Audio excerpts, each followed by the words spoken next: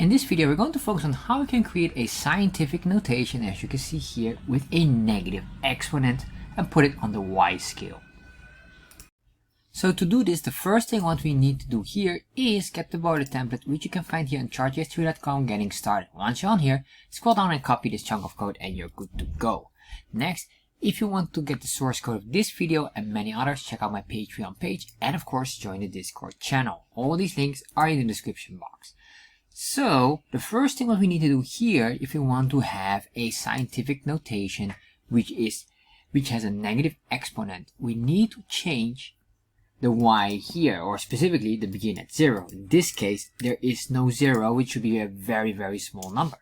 So we can start with a minimum number, for example, like this, and then we can just specify that. So I'm going to say a min, and then I'm going to do here a ctx, so we have a callback functionality.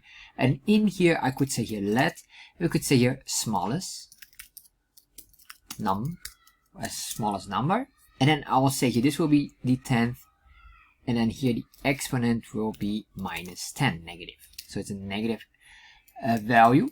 So then here, what I want to do is here to return whatever is the smallest number, and then we use here dot to exponential. This here will convert this into a recognized small number, as you can see here. That looks quite nice, but of course our values right now are not matching. So let's start to put in one here, because this by default always needs to be converted. So we're going to do the same thing here up, but in this case I can just say a constant. I can say here num will be equal to this, and then what I want to do here is then we could just say this num would be num dot to exponential, and maybe we'll make this smaller. Or I don't know if this is smaller, probably a bit lower value of 9. Let's save that and remove all of these for now. Save this, refresh, and there we are. We get different numbers here. Of course, our tooltip is not matching, and that should be matched as well, but that will be in a different video.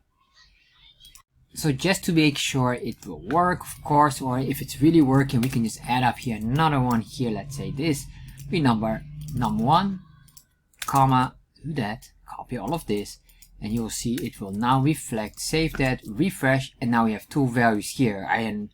Personally, for me, I have no idea how big these numbers are, but probably quite small. But this is the way to do it.